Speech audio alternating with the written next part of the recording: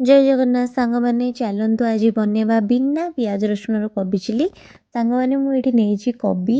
दुईटी capsicum आउ गाजर ताको भल भाव धोईकी स्वामी को दी देछि कटाकटी करने से समय मु गैस ऑन करी गोटे जगार पानी और लुण नेली और कटा जाइथिबा कोबी को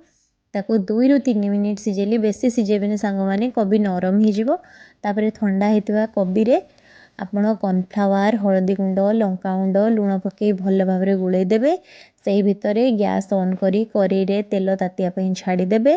एपटे देखंतु सांग माने स्वामी कैप्सिकम गाजर और काजू काटी आनिक रखिदेले कड़ाई रे मोर तेल एबे ताती गला मु गोलैकी रखिथिबा कोबी को अल्प अल्प करके छाणिली तापरे सांग माने मु जेहेतु कड़ाई रे बहुत सारा तेल थिला मु किछि तेल काढ़ी देली सेटू फास्ट सांग माने मुझे चीनी ऐड कली जेहेतु सांग माने मु कौन प्रकार फूड कलर यूज करनी आपन चाहिले फूड कलर यूज करी चीनी को स्किप करदेवे कटा ही रखाई कैप्सिकम और गाजर को 2 ରୁ 3 मिनिट भाजिली भजा सरला परे मु गोटे बाउल रे किछि टमाटो सॉस चिली सॉस और सोया सॉस को नेली सांग एटी टिके सोया सॉस मोर पड़ी भी गला ताको सांग माने मु बहुत भल भाव रे गोलैली 3टा जाक सॉस को तापरे सेठी मोर कड़ाई रे कैप्सिकम और गाजर भी पाखापाखी हो आसलानी ए सॉस गुड़ा को भल भाव रे गोलई सेठी ऐड कली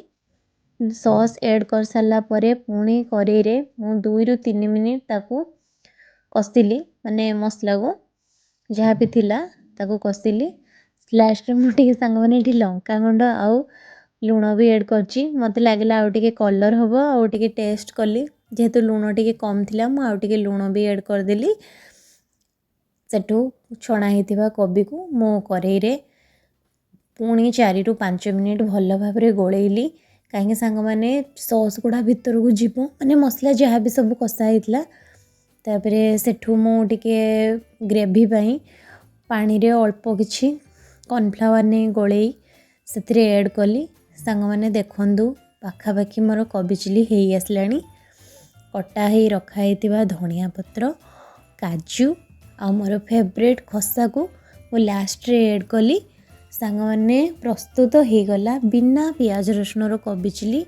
आपण घरे निश्चय बनै खातु आउ मते कमेंट रे जणांतु आपन को केमिति लागिला जदि मो वीडियो भल लागथिबो दया करी मो चैनल को लाइक करिवे शेयर करिवे आउ सब्सक्राइब निहाती करिवे शेषरे मु रुटी बनै स्वामी को परसी देली रुटी आउ कोबी चिली स्वामी खाई कौन रिव्यू देले देखंतु।